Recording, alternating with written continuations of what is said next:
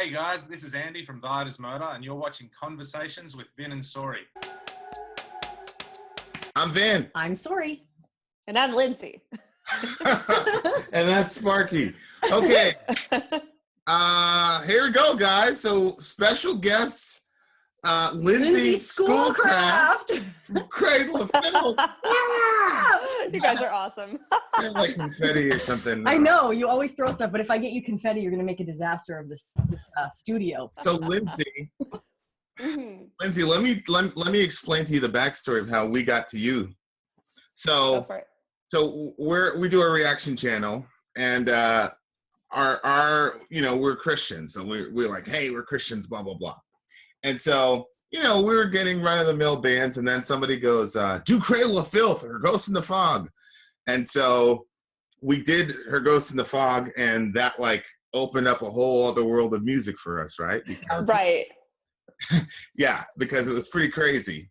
So so that's how we got to listening to that type of music, extreme metal. I don't know how you look at the genre. And then like, I don't know, 5 weeks later, here we are talking to Lindsay from Cradle. So here we go. So Lindsay, tell me about the first rock record you ever heard in your life. Oh my God, I didn't even think about that. Well, like going back, first rock album. I think my first understanding of like heavy rock music was Metallica, and I actually saw them on TV in Canada. I think it was a late night documentary on Much Music, and it's kind of like I was exposed to heavy metal music and rock all at once, and I just couldn't believe, because I was born in '86, right? And that's when Metallica like started to blow up. And then the 90s, there was such an incredible time for music in the 90s, and I believe that's what gave the big names their hype that they still can hold on to today.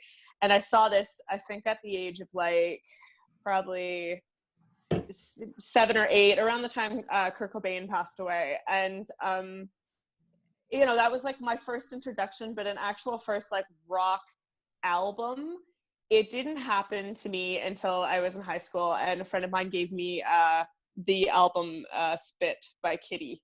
And that was my first time understanding heavier music, which is an extreme jump. But I was listening to punk rock at the time, like pop punk, like Blink-182. But to me now, that's more pop music. So.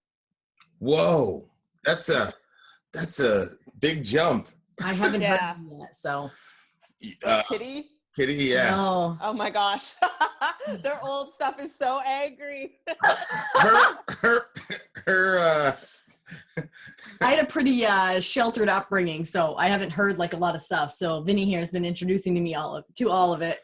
It's exciting. She wasn't even able to listen to Christian music, Schoolcraft. That's how. Oh my God. For a while, and then I hit a point where we could, but it was when she was mature enough to handle Christian radio. I don't know if that was the reason. I'm just messing. You poor thing. Oh, jeez. But it's kind of interesting being introduced to all of it, like at my age, where I can like think a little bit about it, and it's not just about being angry. Yeah, or like the propaganda, you know what I mean? Yeah. Was it cool to be so you're in high school and then somebody hands you a Kitty record? Was it inspiring that it was girls doing music? That's literally where it came from, because I started playing rock music at, I'd say around the age of 15 is when I started taking it seriously. But when I was in the pop punk scene, and that was like my influential genre, and it was so dominated by men, there was no other woman until I discovered like a few towns over that there was an all-girl pop punk group around the same age as me. And I found that really inspiring. So what I did is I sought out looking for other women in music, and I had some pretty cool friends in high school. Like I was very like a loner and a drifter. Like I'd be playing my acoustic guitar all by myself in the hall on my spare. Like I really isn't like cool or popular or anything. And I had this one friend, she was like mega goth. She did like crazy makeup like I do now. I think she's pretty proud of me of where I ended up. And she handed me this Kitty CD, and she said, it might be a little dark for you, but this is all women your age doing this. And I feel that you'd be inspired by it. And that's when I was just opened up to a whole new world. Wow. Yeah. That's cool. How much responsibility, I don't know if that's the correct term, or happiness or whatever, do you feel as a female artist to know that you're going to do that for the next Lindsay Schoolcraft that's floating around there somewhere? It's cool. Like it's liberating. I mean, I'm proud to be a woman, and I feel privileged that I'm from a country where women have more rights than they do in other countries. I'm very proud of that. You know, but it doesn't mean that like some animosity and negative attitudes have been thrown at me. But I mean, you know, it's weird. I've never ever thought about my genre. Like, I was raised in a community, and I was raised in the area where I come from, where you know, my gender really didn't define me. It was more like, you know, your education's important, what you believe is important. Like, I was actually raised Catholic, and you know, I questioned it a little too much. I got in trouble sometimes, but I believe that, you know, you should think for yourself and you should question things. And then when I started to become a musician, I'm like, this is what I want to pursue. That's where, you know, you get outside of your little Catholic community and you see what the real world is like. And there was some, like, you know, I guess some demeaning comments about my gender. And I was like, this isn't right. Like, why are people identifying with me as my gender? But especially like, oh wow, it's been 17 years. 17 years ago, when I'm 15 years old, I'm hopping on a stage with an all-girl band, like a riot girl band, and I'm screaming about whatever. You know, it's rare. It's very rare. Like, there's more women in every genre of music these days, in all scenes. But back then, it was like a very rare thing. So I mean, it was definitely cool for me, but I've always been kind of friends with guys more than I have been with girls. I don't have too many chick friends in my circle. I'm definitely more guy friends. So yeah, I mean, I never look at gender, but I know that it is an important thing, especially for younger women who want to get into the arts. You know, we need to support one another, definitely. What do you mean at the beginning? Like, people were saying stuff like getting hate mail or something like that, where they were speaking out because you were female? Like, I don't know. Yeah, like, you know, like, there's always been, like, I've heard some pretty horrible things, like, oh, they're a bunch of girls, they don't know how to play their instruments, or like, I was sitting, when I got my first bass guitar, I was sitting in that same part of my high school playing my new bass guitar by myself, because it was really exciting for me. I got this is crazy. I got the second bass position. The first bass position was RF from Protest the Hero, who taught me how to play bass. And I was very proud of, well, you know who Protest the Hero is. I was very proud of the fact that, you know, I had this person as my mentor, because they were just finishing writing Kezia, which was a huge success. And I was proud of it. So I was like going over tuning and looking at my bass and some notes for a school band.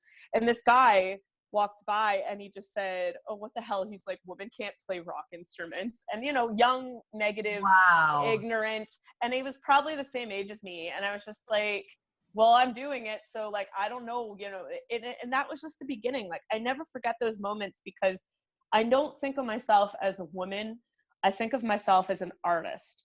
I look at like androgynous artists like Bowie and Prince, and it's like, gender didn't define them, their art did. So it doesn't really matter what your gender is, it's just what you want to put out in the world, right?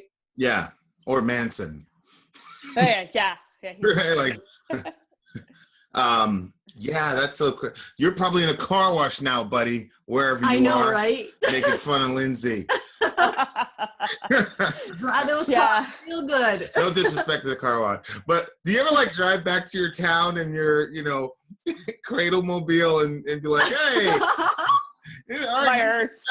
aren't you the chap my magnificent hearse? Yeah. Weren't you the chap that said that about me?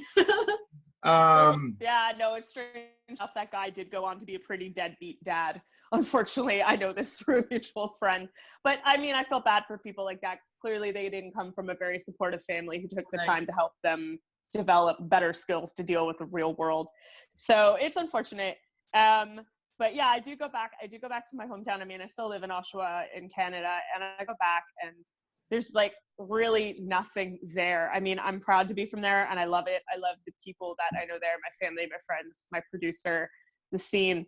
But when I go back, it's like, what do I got to work with here? Like, how the heck do I get forward? Like, I got to hop onto my email and contact my contacts internationally to do anything I want to do. And I feel bad for the people in the scene there, because it's so hard to break out, because, you know, everybody's got a full-time job, and someone wants to be, you know, a promoter or a producer, and it's extremely hard. Like, I'm very proud of my producer, Tyler Williams, because he's just making that leap where he doesn't have to work a 9-to-5 anymore. He's about to become a full-time producer in Oshawa. I'm so proud of him. But that took him nonstop, very little sleep, like 6 years. You know what I mean? You have to really have that drive. So it's hard going back to the hometown, but I don't drive around to her. So I actually have a bicycle now. Like, I got nothing. So that's even more of a, and it's the same thing with, I mean, it's definitely not your guys' level, but with YouTube, like, people think it's really easy. You have to grind. You have to work really, really, really hard to get where you're getting. Yeah. Totally. Yeah. So thinking through, okay, so you're an artist first, but you're a woman. You're from this town that it's not Manhattan where you can just bump into. I mean, I remember being in Manhattan and just tripping over famous people. Like, I believe it. in Central Park, and they're like shooting a movie, and the person I was with at the time, like, she'd get annoyed. She was born and raised there, so she'd get annoyed by it. She's like, oh, they're fucking shooting a movie. We have to go. And they're, you know, like, just run into just crazy opportunities. But here you are in Canada, you get all this stacked against you. So tell me the trajectory of how you got to here then from there.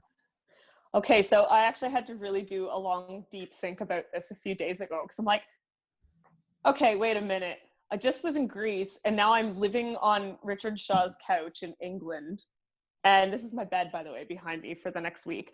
And and I'm like, how did this all happen? And it was because someone had contacted me about writing in this industry, what it's like to start up as a writer, doing reviews, interviews, live reviews. And that's actually how I got started. It was actually, I believe, that women in music needed a stronger voice. And I was taken into, it's no longer, I don't know if they're still going, Femme Metal Webzine, which then later went to Sonic Cathedral. And I used to write. I wrote for 2 years. I wrote reviews, I did interviews, I did translating, because it was in different, the people who ran it were from different countries, so their English was not their strong, prominent language. And from there, I met all the people that somehow led me to this festival in Belgium called Metal Female Voices Festival. And it was a very magical thing, because I'm still friends with, like, everyone that I continue to go there for as many years as possible and attend it. And the first one was very significant, because everyone that I met then has remained my friends. And I met some people there that got me connected to Cradle of Filth. And it was very sudden, because what happened is it literally, like, I was in university. That fall, I went to university for classical music and opera singing. And I released my EP as a solo artist, which I spent the time, like, leading up to university. I'm like, I want to write these songs and get them out. And then all of a sudden MFVF happened. I came back. It was too much. I came back, and then I got the call from Cradle of Filth, like, you know, that Christmas. And I was like, I'm going to quit university and join this band, because a university wasn't jiving for me. I went back as, like, a mature student, and everyone was 18, and their parents were paying for the school, and they didn't know why they were there. And I was, like, the only one, like, does anybody have any vision? Like, what's going on here? So I will go back to university eventually. I'd love to be a professor of music. I find learning is, like, one of the most liberating things you can do. Teaching is a very liberating thing for me. I love teaching people. I feel bad misinforming and missing a step. I just, like, no, it's not complete. You must know everything. Knowledge is power. So yeah, it was a very fast transition. It was actually the MFVF the year before.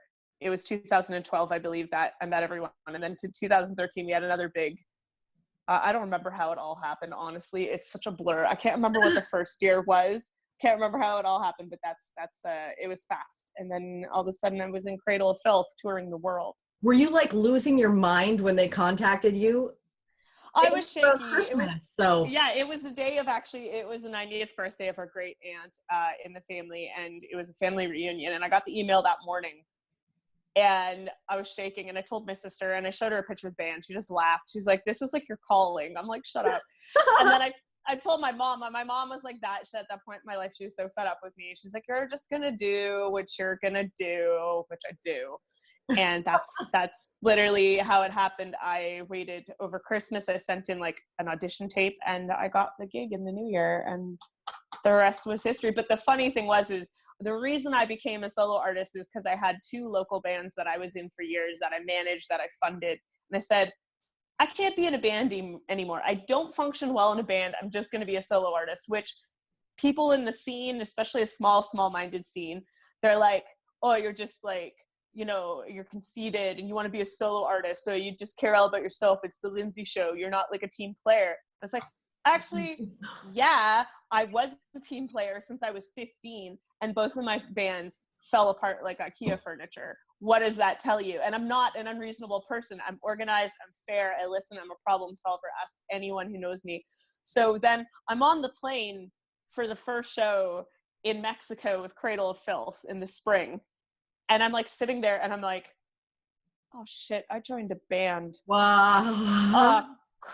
Crap. Because you can't say no to such a big name and such a huge opportunity to be part of something so incredible. And then I'm like, oh, it's a band. So, I mean, I've been in this band almost 6 years now, and it's definitely been like, there's been ups and downs. I'm very opinionated, and I have my strong ideas on things, and sometimes people don't want to hear them. But I think I've learned kind of how to function better in a band because of being in Cradle of Filth.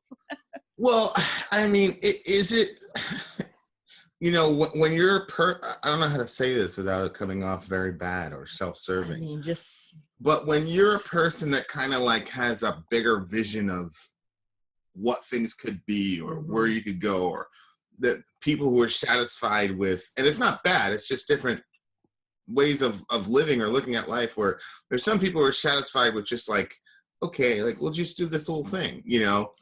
Yeah. But then if you have a bigger vision for things, and then, you know, you're kind of light years ahead of the people that you're with, it's sometimes hard to be able to communicate that without people throwing that at. Because I don't know how many times I've heard that. Oh, it's you. Oh, it's about you, Vin. Yep. Yeah. Yeah. Right. And I'm a collaborative guy. I kind of collaborate with people. It's just, yeah, but you just have your thoughts on something, and a lot of times your thoughts are correct, and people want to put their thoughts out there. So, I mean, I wonder though, when you're an artist and you have like this artistic idea of how you want the song to go, and then other people have other ideas, and then it doesn't go your way. Like when that first started happening, was it like for me, if something doesn't go my way and I think I have the best idea, I get very annoyed. So then it's hard for me to be artistic at that point because I'm annoyed. And that's the thing. I mean, even with Cradle of Filth, and even as a solo artist, I believe that it's what's best for the song. It's not what's best for the ego. And I'm always willing to sacrifice. If my idea wasn't as strong, I don't really have an ego. I'm willing to like let it go and just do what's best for the art. And it's hard because with Cradle of Filth, you know, a lot of stuff I did compose got rejected and fell to the wayside. That's why my other side project started. You know, but it's what's best for Cradle of Filth and keeping that sound. But I'm one of those people that I'm always like open to positive criticism. I'm open to people helping me improve and learn more. But I believe it's in the way that it's done. If you're very like condescending and rude and controlling and demeaning and disrespectful, you know, that's counterproductive. I believe that there's some people who are great collaborators who are like efficient, positive, and like help nurture what's best. But then, you know, and I've learned to deal with so many difficult personalities over the year. But even, you know, with my solo project, the person I collaborated with, they pushed me to be a better songwriter, and they've won Grammys. So like they can't, you know, I'm not going to like question their ability to write a song if they're telling me to change this one vocal line because they have a Grammy on their fireplace right now. Like, who am I to tell them that they're wrong? Right. That makes sense. Right. Yeah. Wow. So you're the Dead of Winter. Yes. I'm looking at the timeline. That's the first one, right? Was that your first EP? The first one was oh my gosh, Rushing Through the Sky, which I had composed for a very long time, but it didn't come out until 2012. Okay. Yeah. So what was the sense of like pride when you saw your first EP get published, or was it just, oh, finally I got that over with, great? Like, how did you feel? I think it's a mix of both, especially for like every artist.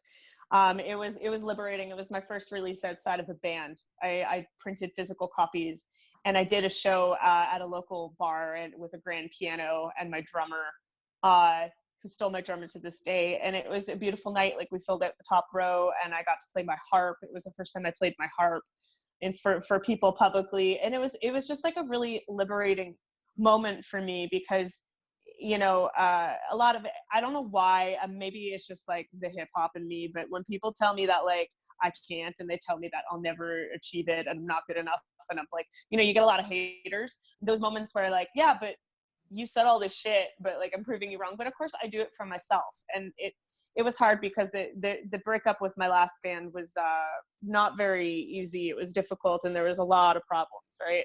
But it was nice. It was liberating, and I just felt good to put my own music out there in the world. I do work better in collaboration, but it was the first time I went off and did something by my own, and it was successful. So it was really nice feeling. Yeah, we were talking to Zen from Navel of the Scars. My twin. Yeah, you guys literally could be twins. Yeah. He just got the height. I didn't. Oh, he's taller? Yeah. Oh, this is maybe where his middle of his chest comes up to, and I'm like 5 foot nothing. I'm little. And he's like 6'2". Everybody looks, in my opinion, looks small on the stage. Like, I don't picture anybody to be tall. I always think everybody looks small. Well, I was watching one video of her, and there's just, I don't know what. Yeah, but you look tall when you were up there playing that keyboard. It's the platform boots. It's very rock and roll. Yeah. But there's a guy on I don't know if he plays bass or if he's the second guitarist, but he was really tall, and he got up and he was playing next to you. Yeah. Like, he was kind of like leaning into you and stuff. Yeah. It was a pretty cool moment, but like, I was like, either that guy is really fucking tall or he is really small. See, I wasn't even noticing the height difference. I was just like, oh, that's cute. The moment. Yeah. I get that a lot. I actually met a fan in Russia recently. And in her very broken English, she was like, "Oh, Lindsay, you're so small," and she's like patting me on the head. And I'm like, "Oh my gosh!" I'm like, "Well, the new story to put in the collection." How do you speak Russian? I don't know. I thought you spoke Russian. No, I just said a little bit of stuff while I was staying there, and it's been so long, you know, like. What's that hard one? Stetsvania or something like that? Zdravstvuyte. Yeah, see. Wow, well done. I don't even know what that is, but it sounds hard. It's a proper hello. You can say okay. Privyet is just a common. So wait, hold on for a second though. So you're doing Blink 182, which is, you know, no disrespect to them, but kind of poppy. Yeah. And then you're introduced to Kitty. Is that the record with Brackish on it? Yes, that is the one. Oh my God. That is the one. I remember listening to the radio on the way to high school, and they're like, "You guys gotta hear this," and I'm like, "Yeah, this," and then I remember exactly where it was. Because it was all girls. Be honest. Well, everybody was talking. You gotta understand, when Kitty came out, like when they first came out with that record, I mean, the whole fucking metal world was like, "Oh shit." Yeah. Because not only were they girls, but they were very young.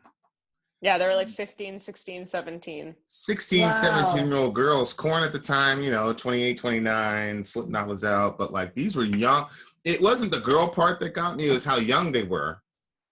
And it was just a crazy moment. It was a very important moment in rock and roll for sure. But, so you went from Blink to you know, basically new metal, right, with Kitty? I did. That opened the floodgates. That like introduced me to like Korn, Slipknot, System of a Down, and then I got into like my own little bands like Chevelle, and then Evanescence happened, and I blame Evanescence for everything. Right. So how do you go from that? Because I would say the difference between Cradle and, let's say, Kitty is not as drastic as the difference between Blink-182 and Kitty, but they're very different genres of metal. Were you very much into Cradle of Filth type music prior to getting recruited?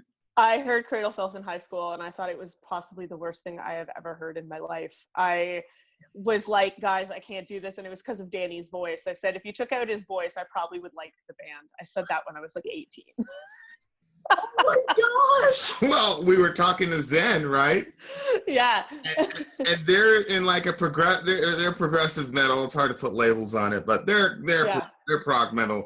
And so I'm not a prog metal guy. I'm just not. We did reviews, and there's one specific prog metal band, and it just kind of, I just didn't like. I just don't like that type of music.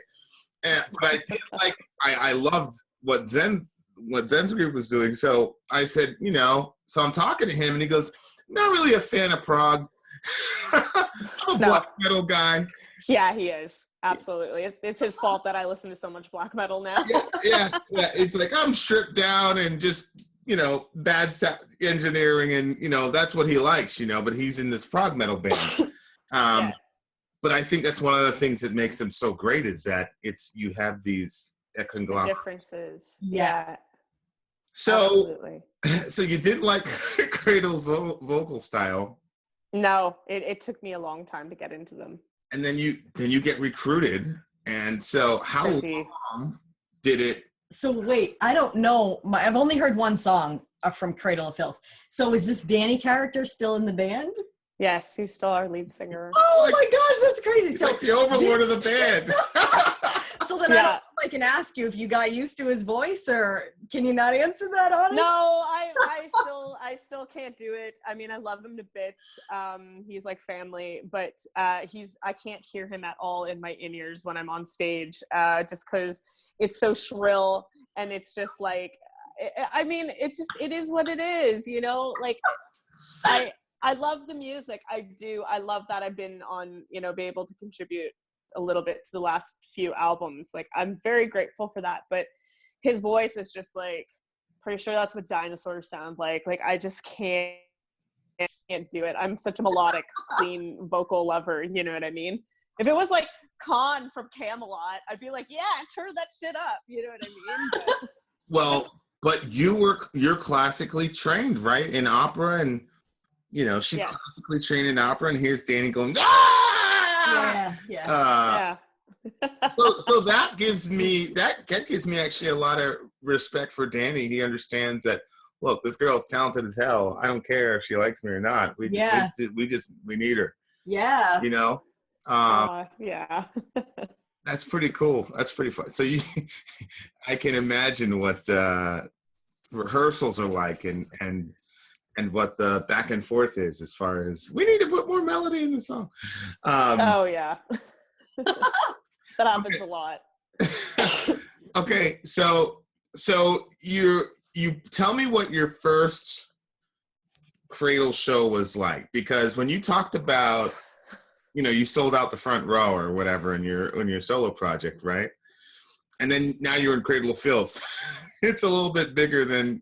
What was that? And it didn't seem like a transition, when I listen to other artists, it's like, oh, we're playing a show, and then it got bigger, and it got bigger, and then all of a sudden we're in a stadium, but there didn't seem to be a lot of progression. It was, you're in a small town in Canada. Yep. And now Lindsay in front of thousands of people. What was that like? That's literally what happened, and that's why I have so much respect for my friends at home who are like in bands working their way up. Because it's so incredibly hard. It was crazy. Like, I didn't get a rehearsal. My sound check was my rehearsal.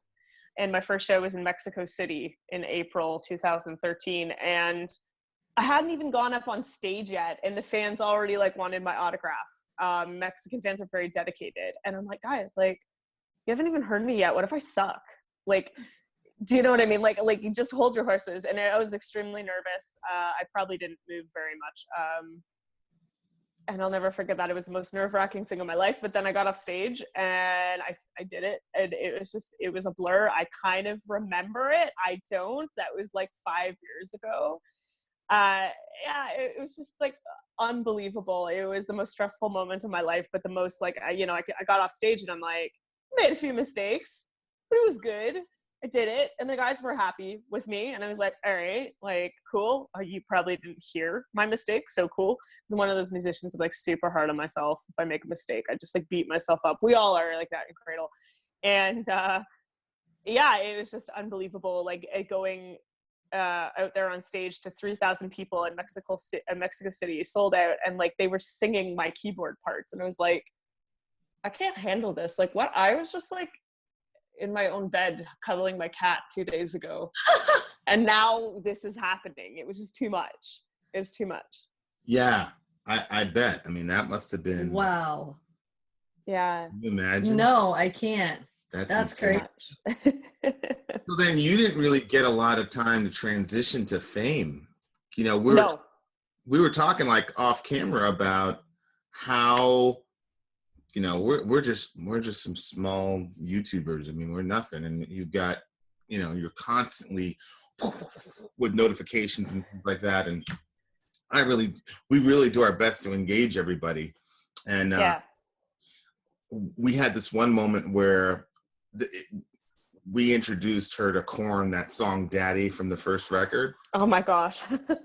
And it literally wrecked her for a week. But Seriously. Oh, honey. It's okay. Korn's not for everyone. I know. Well, it wrecked me because the topic. Right. Like that topic was so intense. it's an important song. Mm-hmm. Yeah, it is. Absolutely. But we got so many comments about that and people reaching out to us, and you always want to interact with people, but then in a situation like that, it's like, whoa, like really want to make sure that we have time to, but it's impossible to talk to everybody, you know. Mm-hmm. Absolutely. How did you like deal with that aspect of being in the band? So it's one thing to play in front of thousands of people. How did you deal with, because it was so sudden, now everybody wants to talk to you? And Get your yeah, it was difficult in the beginning. Like, I had to take breaks. I was like, I can't be on Facebook today. It's too much. Things became very, very quick, very fast. And the band and the touring schedule, and then becoming a full-time member and writing with them, it happened so quickly. I had to shift my focus and time. I barely even had time for my own family. And, you know, people reaching out, and that's the thing, like, you heard the song Daddy, and then like I had the same thing, like all of a sudden all these people started writing to me and saying like, I have this problem in my life, I've had this horrible childhood, I heard your music, your solo stuff like gives me comfort. And it was just like overwhelming. It just literally happened overnight. By the time I got back that summer and we finished touring, I was still kind of adjusting, and it was really difficult. It's crazy, but now I'm more well adjusted to it for sure. Definitely. yeah, and you know, I'm always fascinated by how people react. So we've got a group of people that I gave an early notice to that we were interviewing you, and they're, what? Amazing. You know, like, oh, how did you do it? And you know, I'm like, chill out. Like, do you have a question? Ask a question for her. You know, yeah. So it's pretty intense. So your solo stuff is you did a remix of, and we'll cut this out if you want. I don't know if there's. No, it's okay. But your Frozen remix. So that Madonna song. Yeah. So Madonna's got the song Frozen. I forgot when it came out, but I remember at the time I was a massive hip hop head, right? Yeah. Like, you know, It was a good time. It was a good time for music then. it really, really was. I mean, you had Britney Spears and NSYNC and all that, but you know, it showed you where not to go. No. But I remember I don't know if you remember when that song came out, Lindsay, but like they had like this whole special when they released the video for Frozen. Really? And, oh yeah, it was like a whole special on MTV, and like Madonna really knows how to market the hell out of that shit. So she does, yes. I was a major hip hop head, and they were like, "Do-do-do-do-do-do, special, blah blah blah." And I saw the video, and I was a hip hop head. I wasn't into any of that stuff, but it was captivating. She had her yes. It was a very captivating video, and the melodies were very entrancing. So you did that Frozen. Did you write the guitar parts and everything in there, or did you just, what did you do? What happened, the reason why I even chose that song is because when it did come out, that was like kind of my first introduction to, I guess, goth. You know, I always loved the Disney villains, but when it came out, I was like, oh, you can actually dress like that in real life. Okay, I know what's gonna happen here. Actually, just let me like, just get a little bit in character here. Okay, so, so anyways, just get my hood on. Just talk about goth for a minute, and it's a little wonky right now. I think it's because I got rained on. Anyways, so you know, it was a very important time for me. And then you know, it was like, oh, you can be dark. There's darkness out there. That's a beautiful art form that you can express. And then I wanted to cover it, so we started working on it. And I was like, shit, I got to bring it to a band version. I've never heard a band version of it. So I started working with my producer. My producer is actually the one, Tyler Williams. He plays in like a local band back at home called Sledgehammer. They're like super thrash metal. It's his thing. But I was like, come on, dude, like help me out, help a sister out here. So he wrote the guitar, then we programmed our idea of drums, and then my drummer came in and did the drums. But yeah, and then I got Spencer Creakin to do the strings and stuff because he loves that song too.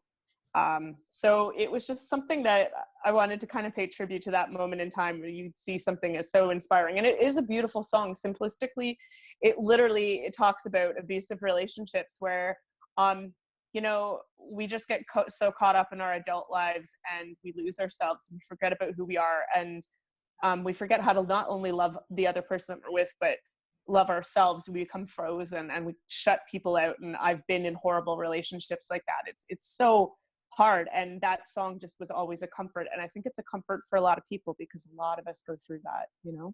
Wow. It's that was one of the songs that like really hit me about the universality of music, because it wasn't my style, it wasn't my right, but lyrically it was, you know, you're frozen when your heart's not open and all this. I was just like, and I was kind of like very loyal to my genre. So I'm like, I hear it, yeah. I'm not supposed to like this. Yeah. No, you can't make me do it. My brother's like, why are you watching this? I was like, oh, it's a special. They interrupted the, you know, the real world. So I'm just going to endure this. Shut up and let me hear this melody. You know what is so funny about that? That's like me with The Weeknd. I got so into The Weeknd's music kind of when he like put out his first album and he started blowing up. And I just wouldn't tell anyone about it. I was like, they're like, what are you listening to? I'm like, nothing. I'm not listening. Shit. You know? I'm not listening to The Weeknd, huh? Yeah, I know. And then all of a sudden he's just become a massive inspiration. And I'd love to cover his music one day. And I'm like, whatever, I don't care anymore. But when that happens to you, when you're like going to the opposite end because the music's so good, you're like, it's uncomfortable and hilarious. Yeah. Well, when you start learning about music theory, you're like, wait a minute. Yeah. I'm like, that's why I like that song. Son of a bitch. Yeah. Saves your chords. I've loved my whole life. Yeah. So there you go. So there you are. You're playing. You're dealing with the fame and all that stuff. But it seems to me like out of a lot of artists, you kind of would have to have a sort of a solo kind of outlet because you have so many ideas and you're so gifted / educated. Thank you. Thank you. You're so sweet. I mean, that's the thing. One thing that's hard about being in Cradle for me, but it is the way it is I'm not a lyricist for Cradle. I have like, Danny's given me his lyrics in the early stages and been like, what do you think of this? And like, usually I'm just pointing out his spelling mistakes. Like, he's a great lyricist. I can't tell him what to do. He's written such iconic songs that have been Grammy nominated. Like, I can't tell him much. If anything, he's taught me a lot. But as a lyricist, I love being a songwriter, a storyteller, a singer. I love doing concepts, and there's only so little I can give to Cradle of Filth because it's a big functioning machine that is this progressive extreme heavy metal band with gothic aesthetics, you know. So that's the thing, that as a solo artist, it's very important for me to be a solo artist because like, even, you know, I've been staying with Richard, been like writing down ideas on my phone. He has a piano here. I'm working on like some new music right now, and it's very liberating, and I'm very quick at like getting out a concept and a story and a melody and chords so quickly. So when I find that when I don't have the time to do that, or when I'm being taken away from that, I'm miserable. It's like how I breathe artistically and creatively. I need to be consistently doing that to be happy. And people seem to like what I'm doing. So, I mean, I just want to keep doing it. If anything, like, I write music for me because I go through a lot of things. I've not had a normal life. You know, I don't think anyone has, but anyways, but it's like, you know, I put my stories out there in hopes that it's a comfort for some people. I think music is something that connects us when we don't know how to communicate and speak. We can just listen and we feel connected to that person and their pain. And that's something that I've been doing my whole life with music for me. And now I'm doing it for others. And that's what I feel my purpose in this tiny amount of time on this planet is for me. Yeah. Well, so I was having a conversation with someone a couple days ago, and they were talking about the connection between suffering and art and the human experience. And it brought up an interesting, I was listening to an interview with Jonathan Davis where he was talking about like going off of his meds to write a record. Oh my God, why did he do that? I mean, I understand, because like the meds just set you so straight. Yeah. Like, I've never been medicated. You know, I've been fortunate enough to just learn to take care of my mental health, so it doesn't get to that point for me. But I know that when you get off your meds, it can almost be damaging, and it can set you back, if anything. But sorry, continue. I didn't mean to interrupt you. Well, no. I mean, that's, yeah. You know, like, it's like, you know, but he wrote a badass record. But but yeah. At the same time, it's like, especially so one of the things about our channel is that, you know, I asked Zen, I said, why did you even listen to us? Because we did a review of his band, and that's how we actually got connected. Right, right. It was a 40-minute review because we're very, very lyrical. So like we look at the lyrics and go, what was going on here? What's going on? Your Dead of Winter EP, what was, you know, as much as you'd like to share, obviously, what was going on with you that inspired the lyrics for that EP or that record?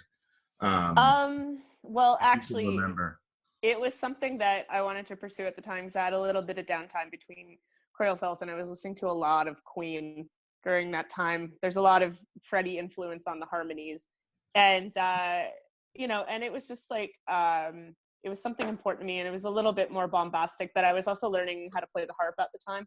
And that song, The Dead of Winter, I actually wrote for someone I dated who struggled terribly with drugs, like drug addiction. And it was kind of like it was during, we got really bad winters in Canada, and it was during a really hard time in my life. And I don't know, I guess I changed the story up a little bit, but it was just something that I wanted to put out as my expression at the time. And then I did like a second little ballad on there.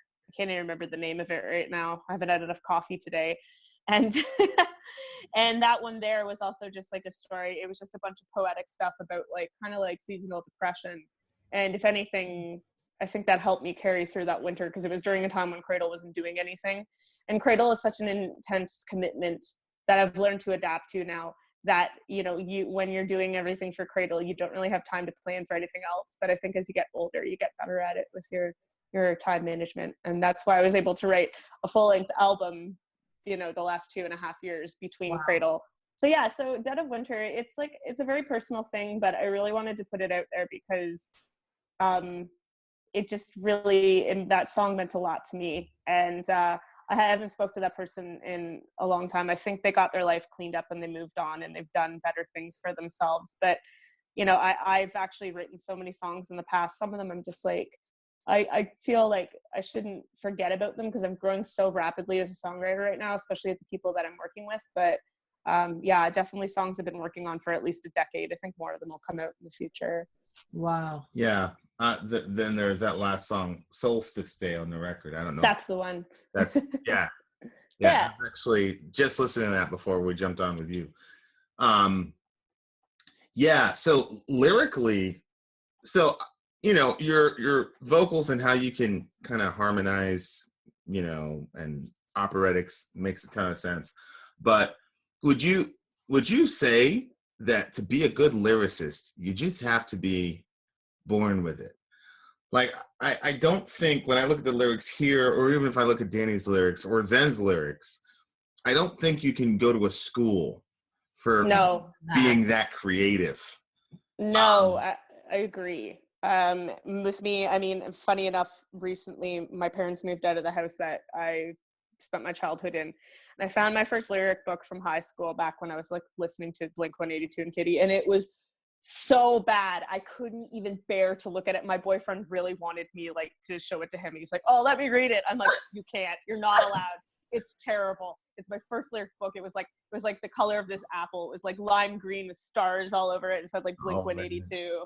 It was so crazy. I couldn't believe I found it. But something that I wanted to do is I felt like, you know, when I started getting really poetic, I would work on those songs more. But sometimes it's okay in the beginning when you're learning to songwrite to just kind of put your brain vomit all over the page, because I think that's how you develop. And that book was definitely brain vomit.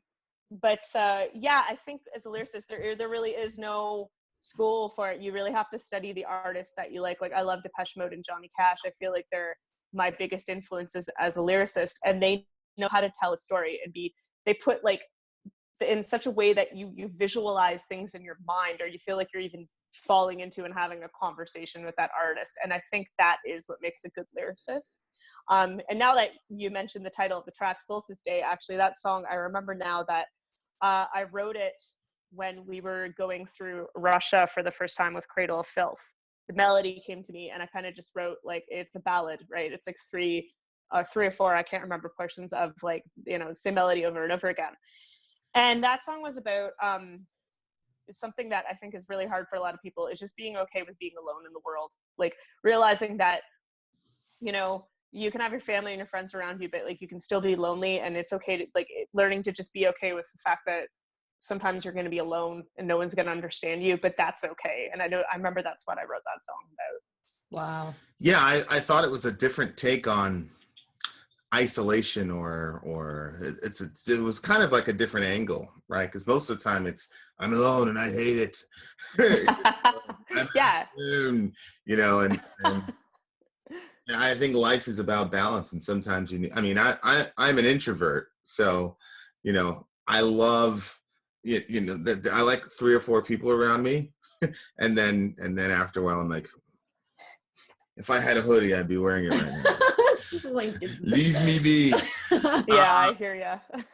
Okay, so now we talked about your previous solo stuff, your career and all that, and then, okay, so what projects do you have now aside from Cradle? What can we expect from Lindsay Schoolcraft in the very near future? Well, my solo album is actually just being mastered right now, and I'm just dealing with a lot of horrible business end of things. I shouldn't say horrible, it's not that bad. It's just boring paperwork and like making sure that everything's ready for launch.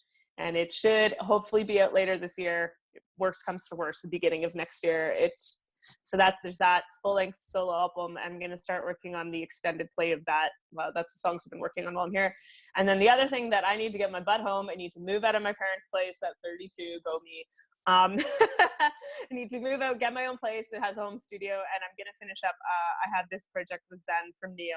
It's called Antigua, and it's a lot of my idea of classical music on piano and strings, put with traditional, like, influenced by 90s black metal. And I think it's really what Zen wants. It's something that I really wanted. We became really good friends. We toured together back in 2015, and we're like, why don't we just start a project, because we clearly want all the same things for music, and we've just collected this fantastic lineup of talented people. We're almost like a little bit of an underground super group, which is really fun and cool and exciting. And I think I got to compose a few more pieces, but like we're almost ready to start really putting our ideas into a full release. But we have to demo it first, because it's big, because we're going to need a string section. I need a church organ. I need to hire Gregorian chanters. It's just going to be awful. Whoa. Yeah. I talk about Gregorian chanters all the time. In one of my reviews, I forgot what the band was. Oh my gosh, that's going to be badass. It was at that Gojira record. Yes. Remember at the end? Yeah. Gift of Guilt. They have this song called Gift of Guilt. And they played this note progression at the end. They played out for like 45 seconds. And at the end of the review, I was like, man, if they had some Gregorian chanting like right at the end, it would have been epic. Wow. So I'm very excited. Yeah, so when you're mastering that and things like this, send it over to Vinny. Okay. I'll make sure to procure the curator for you. Okay, I promise I'll send it over. Amazing. that now do you see what happened when you said Gregorian? I was like, yeah, it's my favorite because like I actually with my Catholic upbringing, you know, sometimes we'd have to go to some crazy churches in the city and see some like big masses, and they'd bring back like that old style of chant, and it was very sacred practice, and that's just something for me that was like so sacred and beautiful. And I love Gregorian chants, and I actually have some on my solo album. The opening track has Gregorian chant in it, and it's just such a powerful thing. I don't know, it's something that resonates with us as humans, like classical music does, like full orchestras do. And the same with heavy metal. Heavy metal, you know, it has like this big influence and impact on us. It just moves us. So yeah, it's with Antigua, I think it's something that we've wanted to do for a long time. And there's a lot of like black metal bands coming out now and artists that influence us, and you know, they're releasing new releases and we're keeping up on it. We're like, oh phew, okay, this new band this band released a new album, it doesn't sound anything like we're doing. Okay, thank God, because we want to do something different and unique that like no one in this genre has really been doing before. I mean, when you get to it at the end of the day, it's all heavy metal, sure, but we want to offer something that when people listen to it, they're just blown away and they get just lost in this musical world. Wow. And so far I think we're doing an okay job of that. It's going pretty well. That means it's like I bet it's gonna be unfreaking believable. Yeah, trying to change the world. Oh, it's okay. That's a humble person's answer. Come on our daughter is a badass lyricist. Mm-hmm. Yeah, she writes and then she sings it into her little iPad, and then she performs it. It's amazing. Sometimes I'm like, whoa, she's so fucking talented. I know. But then she talks about her little inner struggles, and she's what, 11? I know, yeah. I'm like, I really fucked up as a parent. But it's like, it's the human experience stuff. But I don't know where she's a lot of it. From. A lot of it is coming from her experiences with God, though, because she'll talk about like going through like troubled waters, but then like God is like in the midst of it. But the way that she words it is like, yeah, she's unbelievable. Yeah, that's incredible. She's talking about all this drama about drowning at sea. I'm like, what are you talking about? Like, yeah. But she's got internal issues, and that's how she's expressing them through art. So it's a really good connecting point. That's incredible. I mean, and that's the thing. I have good parents too, and it doesn't mean that the world doesn't give you your struggles. You know, she's at that age. She's at school. It's good that she has that outlet. I think that is so important for children, is to have that healthy outlet. She has you for parents who let her be her. You know, I've met so many people in my time with my travels and working with Cradle, and they're like, oh, I wanted to do this with my life, but my parents never supported it, so now I'm doing a job that I hate and I'm miserable. That's not right. That's not life. No. You know, that's not the way to go. So that's amazing that you guys like cultivate her and support her on that. It's incredible. Oh, well, I mean, yeah, I love even her. If we didn't, she would do it. Oh, yeah, that I kind of created a monster. She's like, I know it's good, so yeah. I'm just letting you hear my art. I'm just gonna grace you with what I've accomplished. That's incredible. That's so cool. Yeah. So you've got that Antigua, which is gonna be amazing. Which once you start promoting that, you're gonna come back with Zen. And definitely. Oh, nice. Of course we would. Yeah, he's great. He's so easy to work with. Like him and I share a brain. We have this like kind of creative chemistry that just is on the same wavelength. We have the same. Hearing you talk and hearing him talk, like I'm seeing the similarities with your mindset, and I'm like, wow, I bet this is going to be really cool. That's the thing, like him and I, when we became friends, we would sit up on the bus and talk till 10 in the morning, because like there was just so much to talk about. And I feel like, you know, in this lifetime, you shouldn't pass up those opportunities to create something amazing with someone that you have such a good chemistry with. So it's been going good. We kind of, with being experienced from other bands, we're like, this is our project, we're running the show. We call the shots. Everyone who's come on board has been so respectful of that and so considerate. I've met everybody on this past world tour. I finally met everyone, like in different countries, Norway and Germany. And it was just incredible. Everyone in this project is so incredibly sweet and nice and excited and talented. And I'm just like, wow, I am so grateful to be part of this, because, you know, it's something that we all really want to do. And we just, again, we all care about what's doing best for the song. Everyone's so sweet. There's really no ego. And I feel that's what destroys bands in the long run, especially with the songwriting, is when people become greedy and it's all about stroking their ego, and it's not about what's best for the music anymore. That, I feel, is when bands and songwriting fall apart. So that's why I'm super excited for this project. You know, you see these behind the music VH1 specials, you know, and it's always the same. Yeah. We had an amazing band. We were just kids in a garage, and then they sold out stadiums, and then some guy does some trick on stage, and everybody's like going after him, and then the drummer's like, "Fuck you, I'm awesome," and just completely wrecks music. And you wonder how much music we've all been robbed of because of the ego. Yeah. You got to keep everything in check when you become famous. I guess famous. I don't know. Lindsay, you are definitely famous. You're very kind. The thing is I don't think so, because like I go home and bless my boyfriend. He's such an incredible guy. And, you know, he's a drummer in 2 local bands, and he just treats me as me. He doesn't care about what I do. He just accepts me for who I am. So does my family, you know, but then I'll go out and I'll be like, you know, go into the drugstore like this. Like hanging out, buying a bottle of shampoo, whatever. Someone will recognize me and freak out. And I'm just like, I just want to buy cookies and go home. Oh my gosh. Oh, you know, and I've been very humbling about it, because something that before all this happened that really, really bothered me, it got under my skin. I try to be more chill these days, but I just don't think it's in my wiring to be chill. I have no chill. Is that, you know, I see these famous people like the Olsen twins, or like, actually Bill Gates stepped up recently with Beyond Meat, but whatever.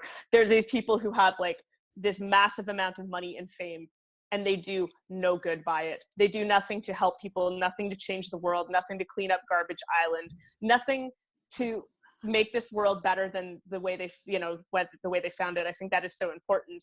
And now I'm in this position where I'm like, you know what, people care about what I have to say.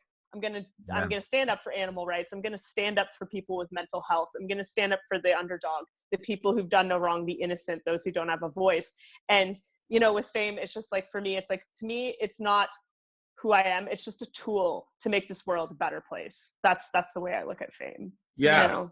Yeah. It's, you know, that's what we're trying to accomplish with, you know, we've used the channel as a launching pad for other stuff, and we're creating this army of people who are doing so much good in the world.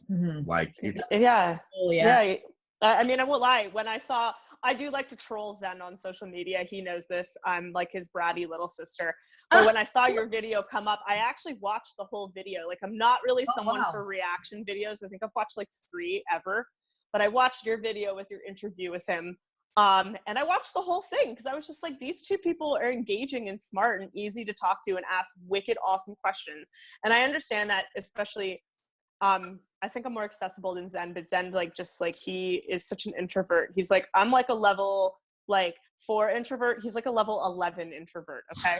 And he only does interviews if he feels that it's like a really engaging, deep conversation, because with being artists, we have to do so many interviews with the same 10 questions all the time. But I actually thought the conversations you guys were having was really awesome. And I think you're going to grow a community of really incredible intellectuals who care about what you're doing. And I think that's really cool. Oh, we appreciate that.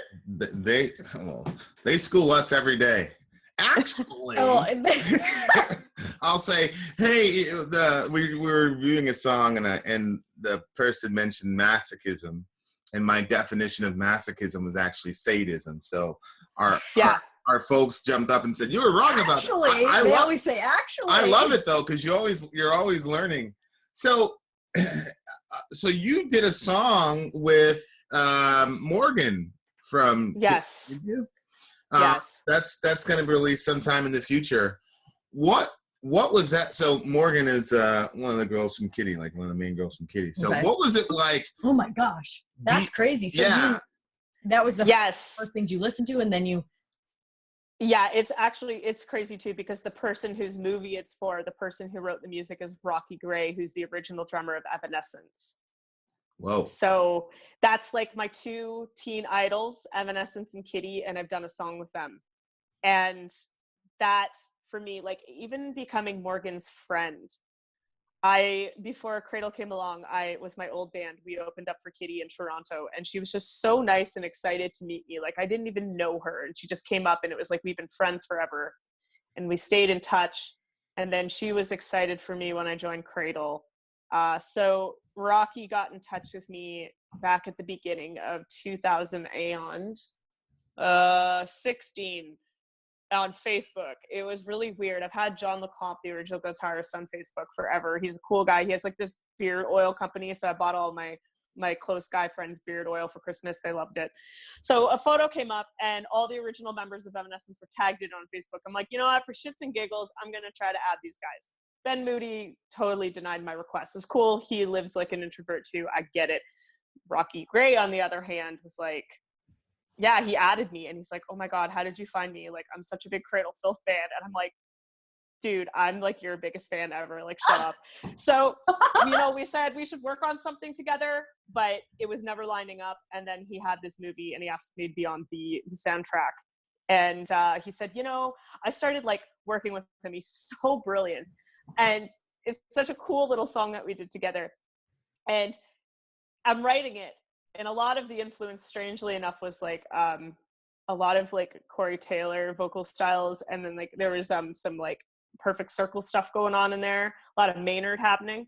And he's like, I feel like this is a duet. I'm like, you're right. And for a while, like Morgan makes like some of the crystal skull stuff that I've worn in the last Cradle of Filth music video and stuff. She's super talented. And we were in touch, and she's like, oh, if you ever want to do a song together, like, let me know. And I contacted her, and I said, dude, listen, do you want to come do this song with me? It's with Rocky Gray. She's like, oh my God, I haven't seen him in years, blah, blah, blah. Because, Evanescence, Linkin Park, like Kitty, we're all kind of big at the same time, so kind of know each other.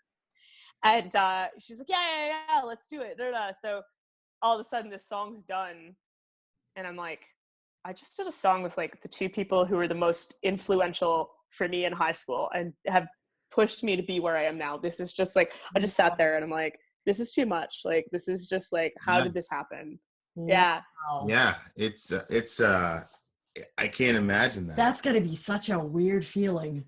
Like It's when weird. you're sitting there, like in that moment, like what? It's unbelievable. Well, if you told me at 16, 17 that was going to be my future, I would have never believed any of it. Like when Rocky did first contact me and say we should work on something together, I had to pull over the car and have a screaming fit because I was freaking out so much, because Evanescence is my holy grail of music. That's fine. I love the original lineup. And and then just even being Morgan's friend, I think we went out drinking one night. We went to a musical many years back, and it was like at the beginning I was like, oh my God, like this is Morgan Lander, and she asked me to go out and watch a musical with a group of friends. And then by the end of the night, we were just friends. Like it wasn't like, hey, you're Lindsay from Cradle and hey, you're Morgan from Kitty anymore. It's like, hey, we are homies now, and this is awesome. Yeah. And I feel very blessed for that. That's going to be a good feeling when people just like are only like seeing you for like who you are, like what you've done, and they're not like actually seeing you. And then to be able to be in certain relationships with people where it's Lindsay. That's it, Yeah. And I need that because, when I'm away, when I'm traveling 95% of the time, it's like, they're like, you're Lindsay. And then, like this morning, Rich came in, he's like, Lindsay, wake fuck up. I need people to just be like, they know Lindsay the person. They just treat me like a normal person. Yeah. You need that, because when you're kind of like, it was lonely in the beginning, especially when I first came back to my hometown that summer after the big world tour, and everyone's just like freaking out. And it's like, well, like 8 months ago at this bar, nobody gave a crap about me being here. And then like 8 months later, everybody wants a photo and an autograph, and I can't watch the band I came to see. It's a huge transition. It really is. Yeah.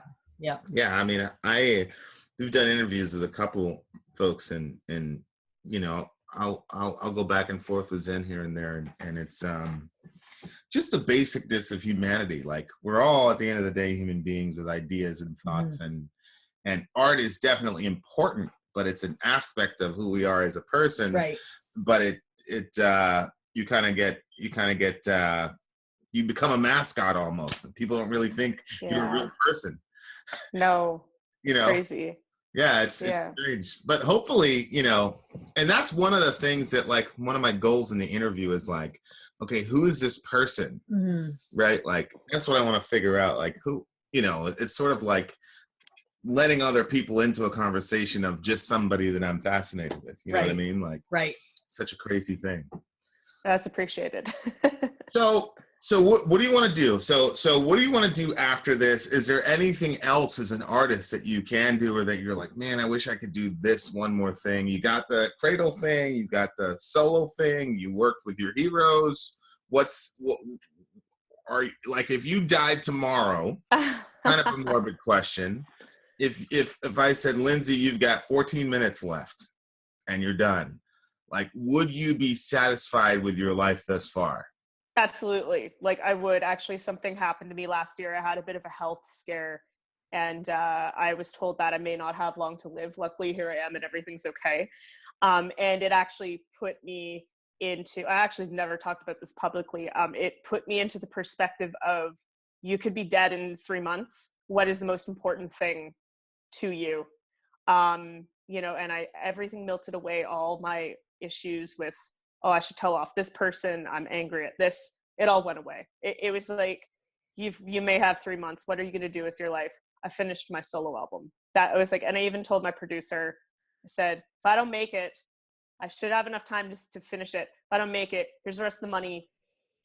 Mix it, put it out there. I'm not going to make money on it. Just make sure that this gets out to the world. This is the last thing I did with my life.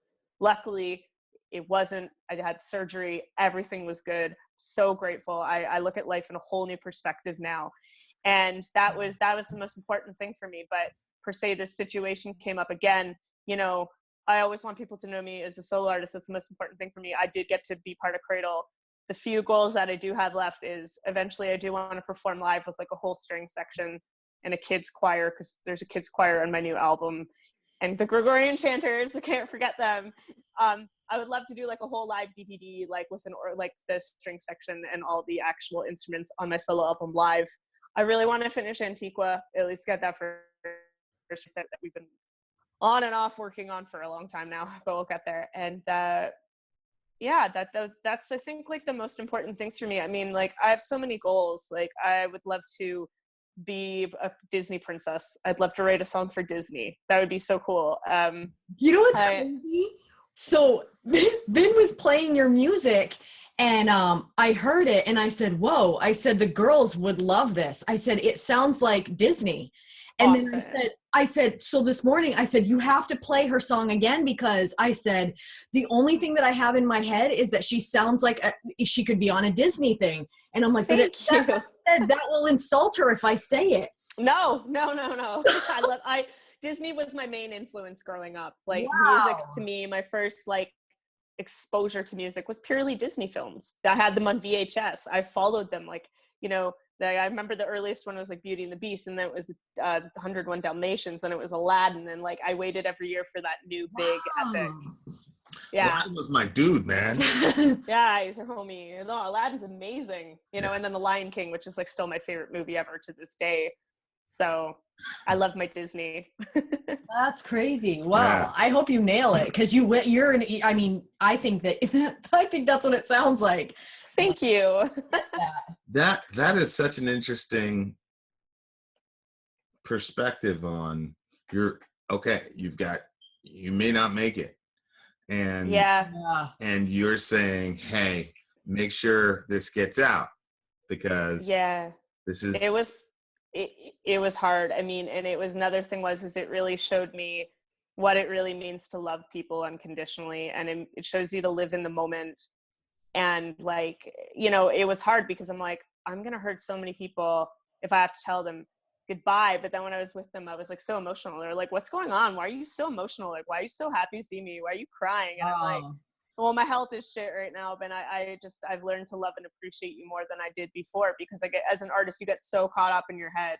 You get lost in here, and you don't learn to live in the moment and see people for the beauty, the unique beauty that they are. Like, and you feel so grateful because you're like, there's only one of you in this world, and you're in my life. And that is so amazing.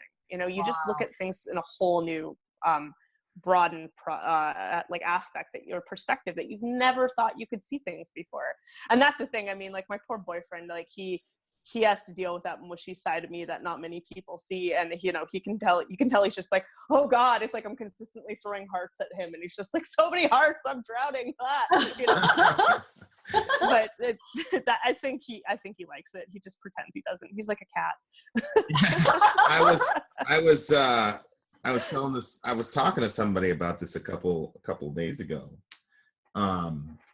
Where, you know, that story of like these Roman legions, and then you'd conquer, and then you'd march through the city, and everybody's throwing flowers at you, and everybody's, oh wow, you just completely wrecked the city, great, you know, glory of Rome. But then you'd have a guy behind you, and the guy's job was to constantly say memento mori, which means remember that you must die. So you conquered the city, you're a badass, all the girls are throwing flowers at you, excellent, remember you must die. And you know, it's the concept of death and the concept of whatever your belief is, but all of us agree and know that there's going to be a day when we're not here anymore, and you have to leave something behind. And the concept of death grounds you and kind of clarifies a lot of shit that we miss because we're so caught up in stuff, like you said, like personal conflicts or all that good stuff. So thank you for sharing that. That's pretty crazy. Of course. Absolutely. And of course, from our perspective, you know, listening to you and like your dedication to ending, you know, finishing the job, you know. So like one of my heroes is Paul, and, you know, St. Paul, whatever. And one of it's interesting because one of his last letters, he talks about all this crazy existential, transcendental God, all this, and predestinate, just crazy concepts that he writes about. And as he's dying, in one of the last letters he writes, it becomes extremely just practical. And like one of the last things he says is, "Hey Tim, send me my parchments in my books." And like that's literally like one of the last things he says before he gets his head chopped off. And wow. And I think it's because I remember one time a guy told me, like, look at this is nothing, you can't get any spiritual like import out of this. But I'm like, you should have listened to Lindsay, because like I feel like that's what he was saying, like yo, like I gotta finish this letter, I gotta finish this job, so send me my parchments in my pen and stuff, because he was a writer.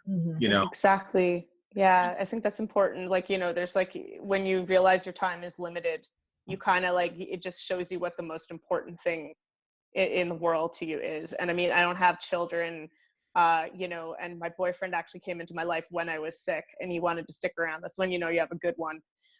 So I was like, what is the one thing that I want to leave? And that literally makes you realize what is important to you and what's not important.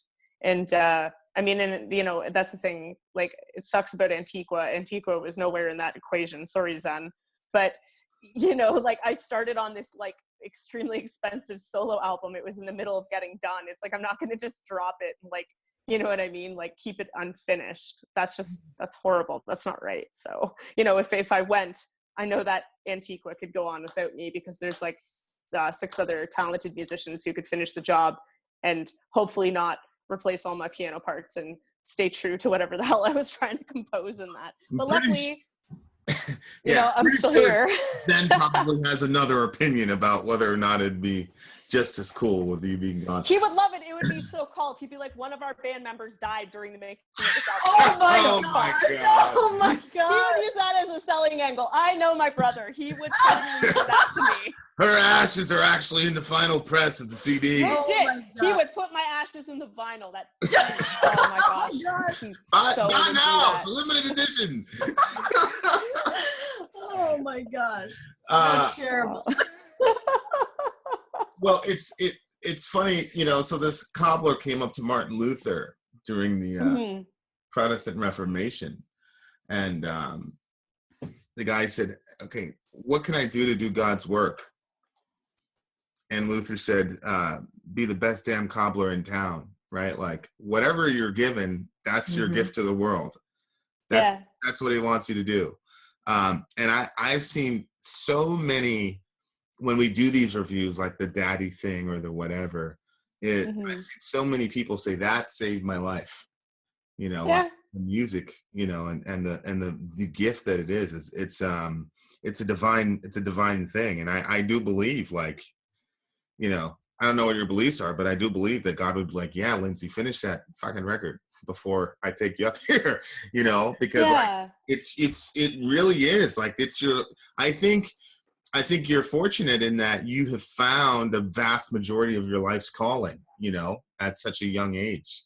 I feel lucky. That's the thing. I believed it from a young age because I found so much fulfillment in it and so much happiness. And, you know, in the community that I grew up in, it was very like, you know, my parents are very white to blue collar workers. And they're like, they didn't see the purpose of it because it gained me no finance. Do you know what I mean? In the beginning, when you start out as an entrepreneur in any art, it's not exactly like you have to invest into it for years before you see any financial gain. You get to be sometimes one of the lucky ones and you get massive overnight. You can make your millions, but that's rare. And, you know, for the longest time, I was kind of like frowned upon for doing what I loved. But I was like, yeah, but I tried being a veterinary assistant. I tried being a salesperson. I tried being a barista, surgical assistant. Like I've done so much stuff with my life. And it's like, I keep like the music just keeps bringing me back. And it's like, well, that's what I'm meant to do. And then when Cradle found me and I was able to do this full time, it's like, well, there it is. Like, that's what I have to do. Like if a big band from England picks me up from Canada and throws me into their lineup, what else? What is that saying to you? And I think that's important, you know? Yeah, Wow. it's obvious. If you haven't, as we go to land the plane, if you haven't been as ultimately personal as you've already been, tell me one thing that you think people assume about you that is completely untrue. I'll tell you one. I was expecting to hear a British accent. So whenever I was talking to you, I was hearing you in British or whatever. So was I. Right. I didn't know why I was saying that. That's why when you said, did you hear her accent? I was like, no. It's probably because she's smart. You know, I was working for, no, seriously, listen to this. I was working for the sales group for this financial institution. And we went to their headquarters and they were talking about, we were in the boardroom when they were discussing which commercial to launch. And they said, well, obviously we have to use the British voice. And I was like 21 at the time. So I didn't know any better. I'm like, why? And they're like, oh, well, because people just automatically assume that British people are just smarter. So they're more inclined, they're like 24% more inclined to make a financial decision for us if they hear a British voice. Wow. So I just assumed that she was British. She's so damn smart and lyrical and classical. Oh, that's so funny. It's because I have to do the British accent when I sing in this band, and Danny taught me how to like say things better and like abandon my Canadian accent. Yeah. And that's part of being in Cradle of Filth is you have to hold up that tradition of speaking in the British accent. I'm like the first woman in this band who isn't British to sing for Cradle and have a British accent. So Danny like schooled me on how to do it. So yeah, I mean, usually people like they assume I'm gonna be British and they assume I'm gonna be taller, and they sometimes assume I'm younger, and I think that's hilarious because I'm 32. I got aged a lot when I got sick. But like people are still like, oh, you're like 25. I'm like, yes, I am. I'm totally 25. So, I mean, yeah, there's that. But people know that like there's this thing, and I know that a lot of women in music sometimes get this, especially women in the darker end of music. They're met and people are like, oh, I thought you were going to be such a bitch. And it's like, what? Like, I'm not like that. But people know I'm friendly because they've seen me so much in the media. They're like, nah, she's chill. And I am chill. I really am. But yeah, like that's, I know that's something that a lot of women get who do darker music. Oh, I thought you were going to be a mega bitch. It's like, what? No, like, what's the point in being rude to people? But yeah, that's usually it. Other than that, I think like that's it. Sometimes people are surprised by the fact that I have like such a broad spectrum of influences. Like I'm an all-around music lover and I try to be an all-around singer and musician. And I think a lot of people are like, Weekend. Oh yeah, and Drake and Jay-Z and. Are you in the whole Drake Pusha T thing going on right now? I'm not even following it. I've been living under a rock. I've just been learning about like makeup cosmetic formulas because I'm a super big nerd with chemistry. That's what I've been doing in my free time. I try to keep up on celebrity gossip, but I find like after 5 minutes, I can feel my IQ draining and lowering, and I'm just like, I can't do this. Yeah, it's the battle rap has gone by the wayside, but it's such an interesting genre within rap where they go after each other and insult each other, and it's very unbelievable. Very like in the metal world, we could never do that. Like we'd have to sit and really think about like what our guitar solo was going to be, and like we can't even. Everyone in metal is so nice. Like we could never even insult one another. Like we'd literally try to start making fun of each other, and we'd piss ourselves laughing because it's just so ridiculous. Yeah, like we're not mean people. Yeah.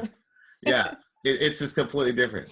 Well, I can't wait for the day that you bust out some weekend in the middle of a Cradle show. Oh my God. I play it sometimes backstage. Those poor guys, sometimes I'll put on like Lana Del Rey or Ellie Goulding or like just obscure pop stuff. And they're just like, the hell, Lindsay? I'm just like, guys, I'm all metaled out right now. Like we have to perform metal for an hour and a half every night. All you guys do is listen to like Maiden and Ghost and thrash metal backstage all the time. I'm like, I need pop music. Some variety. Yeah, Did exactly. you ask the questions that people had? No, because I took up the entire interview because I wanted my questions asked. It's all good. It's all good. Go for it. Thank you, Lindsay. It's no problem. Okay. So Chris asks, shout out to the big homie Chris. What is it like being a woman touring with a bunch of men? It's been the way it has been for the past 5 years. I've just learned to deal with things that are different. Like I'm a very clean person and I'm a very organized person, and the guys tend not to be, and they're very messy. And I just learned to go with it and make sure that my stuff is safely tucked in the bottom of my bunk because I'm short. So my feet don't even reach the bottom of the bunk in the tour bus. So that's where I store all my crap. And, I'm also like a supplier, like literally the guys are consistently needing Advil and Band-Aids and safety pins. And sometimes I'm like packing and I'm like, geez, like this, like I'll bring like a little bag like this. And there's like Lion King Band-Aids in here. And there's allergy medicine and a comb in case anybody needs their beard trimmed. Like I literally pack a little bag for the guys in the band because nail clippers, safety pins. This is the band bag. It doesn't look like the band bag, but it's the band bag because they rely on me when like they go hurt themselves or like something's falling apart. I think that's really cute. They look for me for nurturing, which like usually I'm just like, you're an idiot. I told you not to do that, but here's a Band-Aid.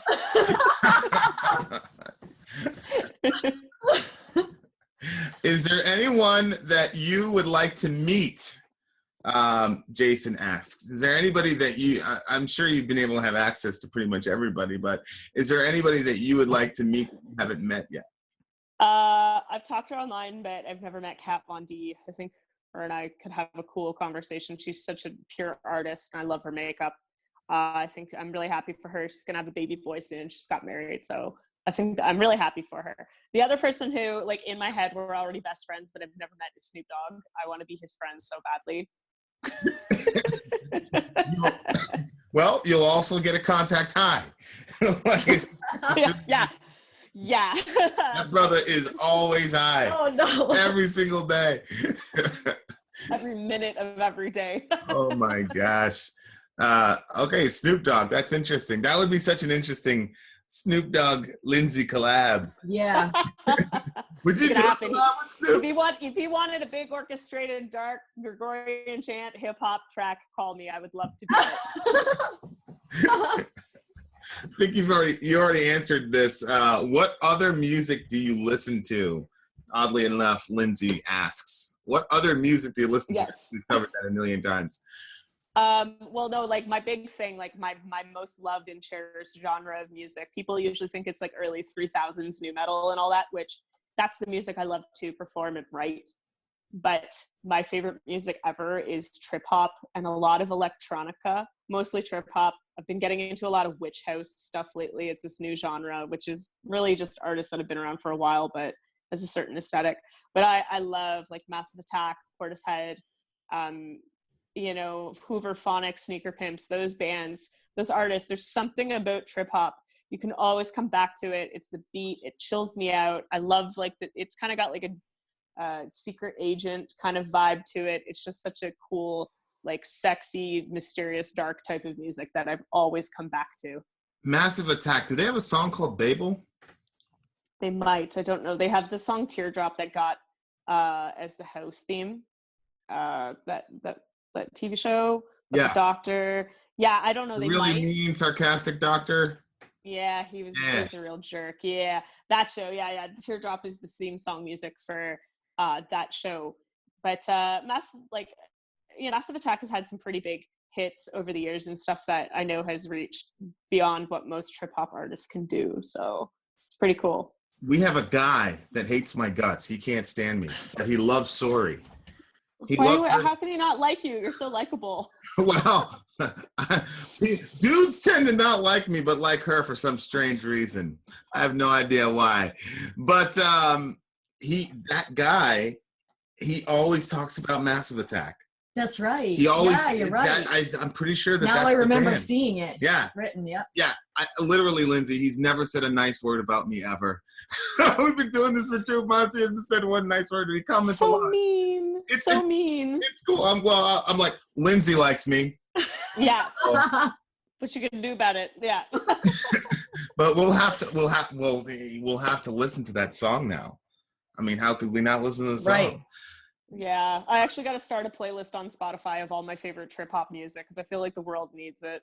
Because I try to listen to the trip hop playlists on like Spotify, and I'm like, we need to just like not, you know, like there's a lot of instrumental trip hop that is important, but like the, you know, people do listen, they come to music for the lyrics and the voice, and I feel like there needs to be like a whole playlist of the important vocally driven stuff that's happened over the past 20 years.